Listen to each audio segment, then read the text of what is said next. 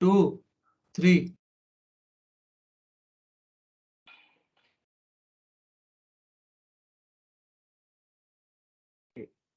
Hello to all.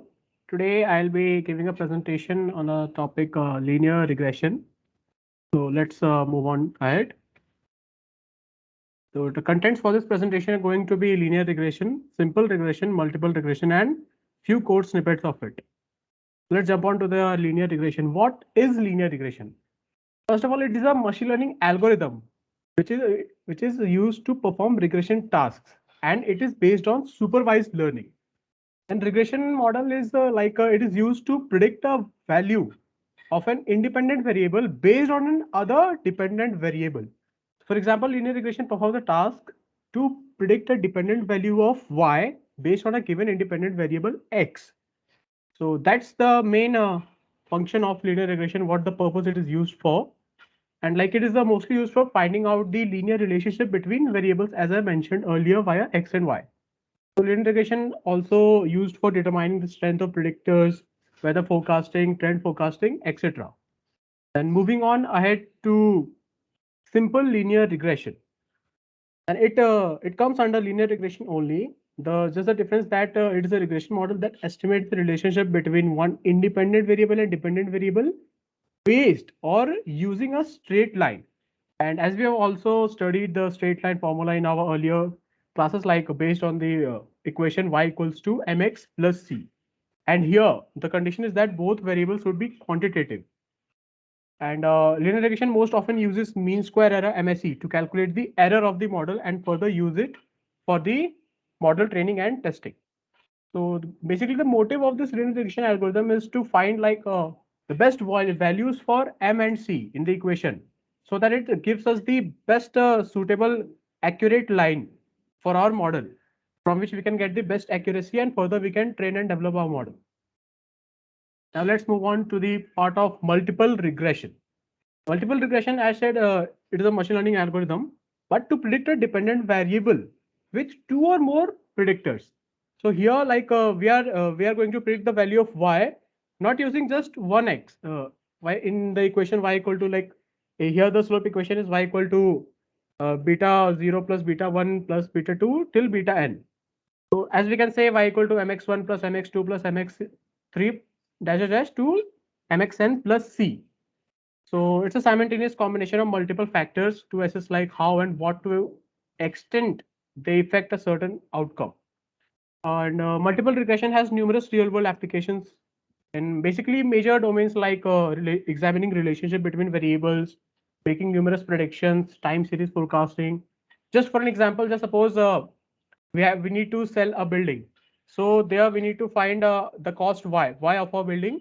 So in that prediction case, we have certain factors like how old the apartment is, what are the how many BHK, like 2 BHK, 3 BHK, and its distance from the airport or malls, etc. So it all will be the different variable factors affecting the outcome of the y. So in this case, multiple regression will be used to give us the accurate data to train our model to predict the accurate value of y. That's what multiple regression is all about. Now let's jump on to the few code snippets that we use for linear regressions. So first of all, importing libraries. I've used 3-4 libraries. First, import NumPy. I have imported NumPy as NP, that is used for mathematical operations on arrays. And secondly, I've used Pandas, imported Pandas as PD, which is used for analyzing the data. And third, Matplot library and Seaborn for visualizing the data. You can use both. And here's the reading the data part. I have a CSV file I have stored in a certain path. So I have given the directory of that path in data equal to real estate.csv, and df that stands for data frame. I have printed it, and here comes the outcome of the data. Df. Then let's move on ahead. That is the data visualization part. Here, as I mentioned earlier, we'll be using MATLAB library. So we have plotted the data that we have imported, the CSV file. So we have using like a scatter plot, we can say. So I plot the X stands for house age in years, and the Y-axis stands for house price in lakhs. So I plotted the house age and price on X and Y label.